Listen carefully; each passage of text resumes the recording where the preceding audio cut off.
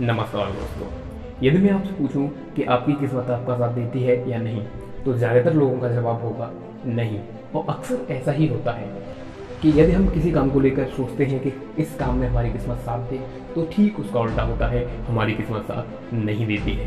लेकिन आज की वीडियो में कुछ ऐसे 7 इंसानों के बारे में हम बात करेंगे जिनकी किस्मत ने न चाहते हुए उनका साथ दिया और कैसे एक ही झटके में उन्हें एक ही दिन के अंदर करोड़पति बना दिया। काश ऐसी किस्मत हम सबकी होती है। तो चलिए दोस्तों, हम वीडियो में आगे बढ़ते हैं और देखते हैं उन 7 लोगों को जिनकी किस्मत ने न चाहते हुए उनका साथ दिया।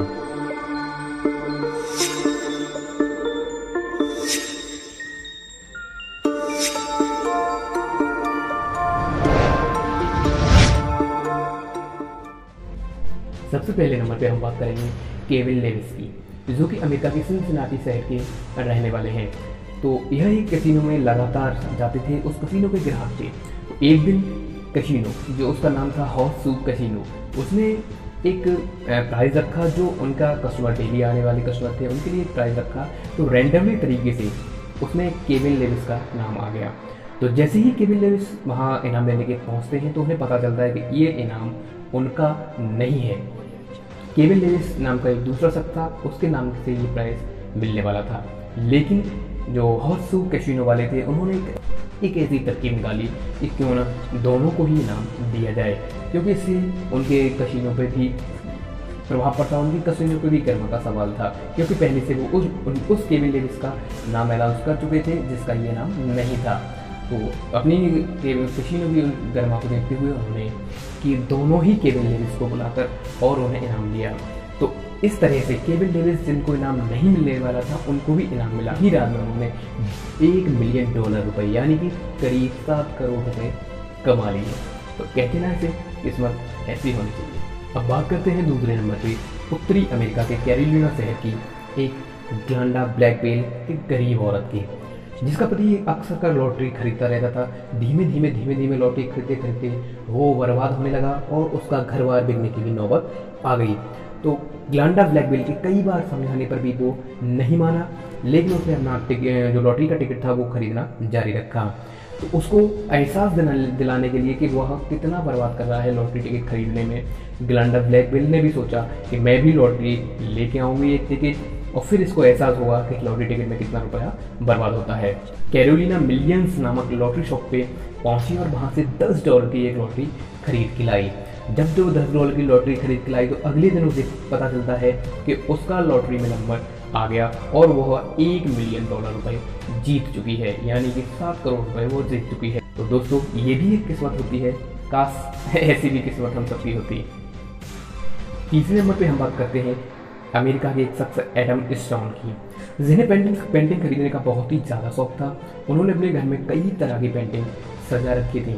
अक्सर कर वो पेंटिंग जहाँ भी सेल होती थी वहाँ पेंटिंग गैलरी में जाते रहते थे और वहाँ से पेंटिंग खरीदते रहते थे। अचानक एक दिन वो एक पेंटिंग गैलरी में जाते हैं और वहाँ से मात्र $4 की, यानी कि करीब 280 रुपये की एक पेंटिंग खरीद कर लाते हैं। वो पेंटिंग की थोड़ी कंडीशन ख़राब थी उसकी, तो उसकी हालत सुधारने के लिए उन्होंने उस पेंटिंग को खोला और खोलने पे वो क्या देखते हैं कि उस पेंटिंग के पीछे सपोर्टिंग के लिए कुछ न्यूज़पेपर लगे थे। जब उन्होंने उस न्यूज़पेपर को देखा तो उस न्यूज़पेपर में अमेरिका आज़ाद हुआ था वो वाली खबर छपी। उन्होंने अपना ये अखबार की कटिंग एक्सपर्ट को दिखाई और एक्सपर्ट को दिखाने के बाद उन्हें पता चला कि ये एक दुर्लभ अखबार है, जिस तरह के अखबार सिर्फ 24 अखबार ही छापे गए थे। तो उस अखबार की कटिंग को बेचने पर उन्हें करीब 17 करोड़ रुपये मिले, 17 करोड़ से भी ज़्यादा रुपए मिले। तो उनकी किस्मत ने साथ दिया और एक सिर्फ $4 की पेंटिंग से उन्हें 17 करोड़ रुपए एक दिन के अंदर मिल गए। अगले नंबर पे बात करते हैं हम नॉर्थ कोरिया के एक सफाई कर्मी की। तो नॉर्थ कोरिया के एयरपोर्ट पे एक सफाई करने वाला अक्सर कर डेली सफाई करने आता था। तो जब वह सफाई कर रहा होता है एयरपोर्ट पे, तो वह कचरे के डिब्बों को इधर से उधर करता था। अक्सर सभी जो सफाई कर्मी होते हैं उनका यही काम होता है। तो उसने भी रोजाना की तरह एक कचरे वाला डिब्बा उठाया और उसको पलटने के लिए जाने लगा। जैसे ही वो उस कचरे के डिब्बे को उठाता है तो वह कचरे का डिब्बा पहले की अपेक्षा से कुछ भारी लगता है।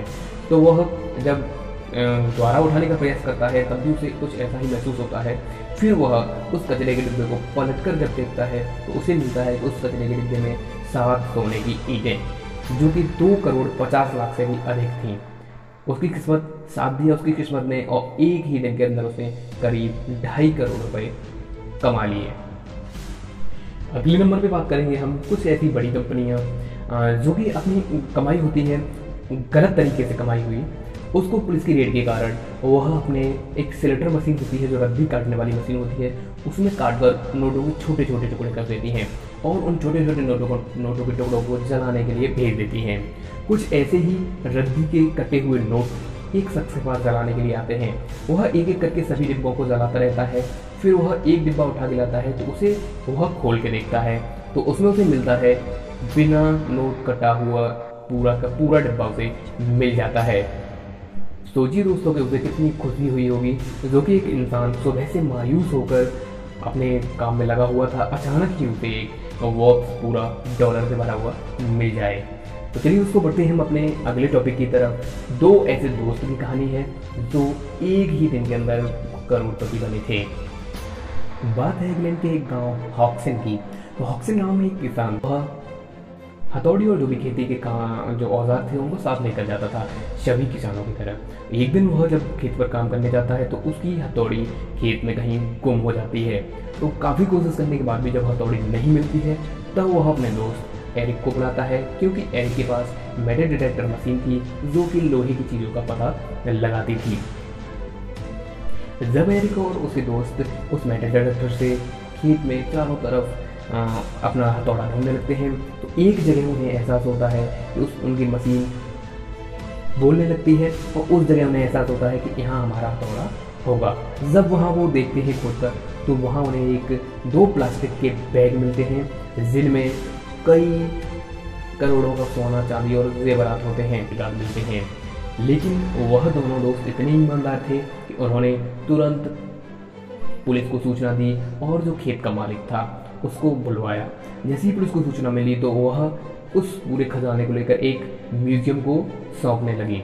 जब म्यूजियम को उसने वह खजाना सौंपा तो उसके बदले में उनकी ईमानदारी को देखते हुए तो म्यूजियम की तरफ से उन्हें 2.3 मिलियन का इनाम मिला, जो कि दोनों दोस्तों ने आपस में बराबर बांट लिया।